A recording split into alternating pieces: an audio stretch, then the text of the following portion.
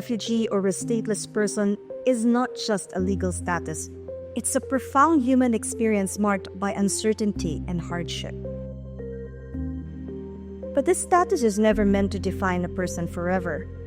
It's a temporary response to extraordinary circumstances.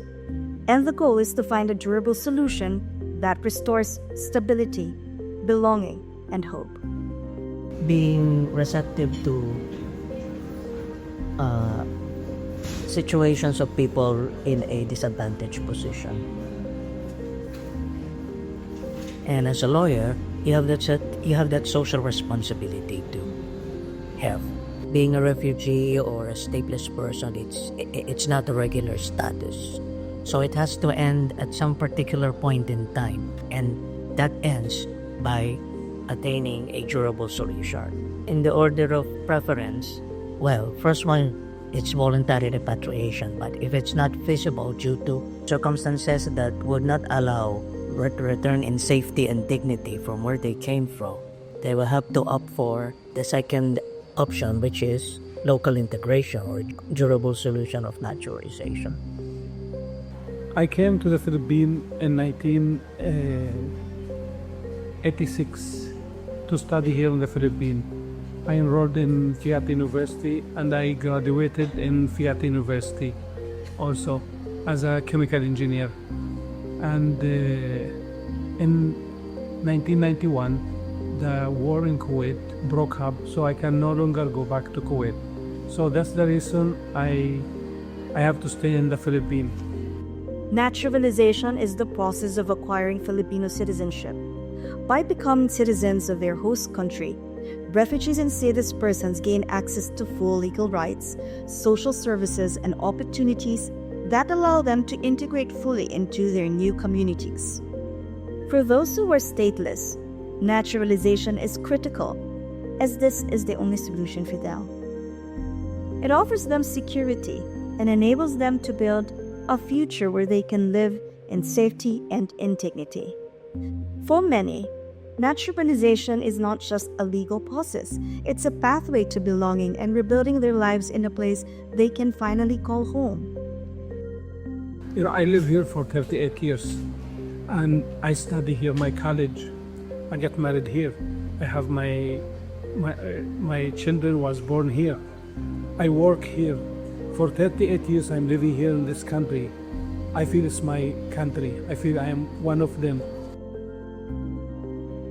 The rule and facilitated naturalization of refugees and stateless persons was created to make it easier for them to be recognized by the Philippine government to become Filipinos by simplifying the naturalization process, reducing costs, and ensuring faster resolution of cases. The rule also includes special provisions for unaccompanied children, and it is also retroactive. It can be applied to petitions for Filipino citizenship prior to the issuance of the rule.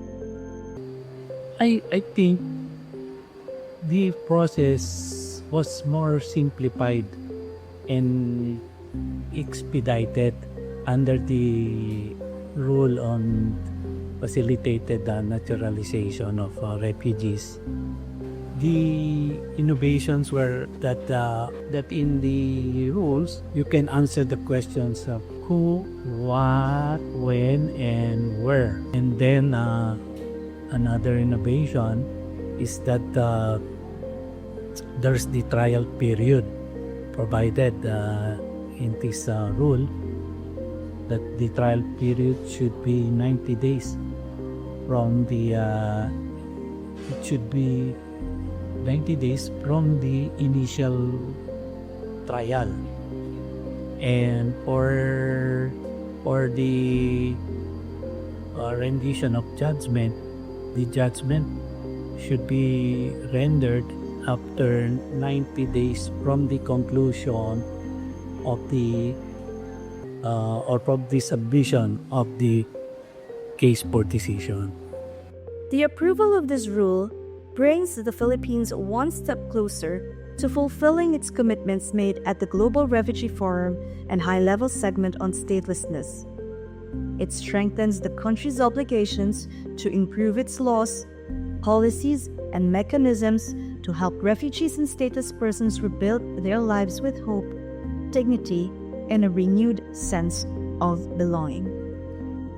Being a Palestinian and the situation there is really not gonna be better, so it's important for you to settle.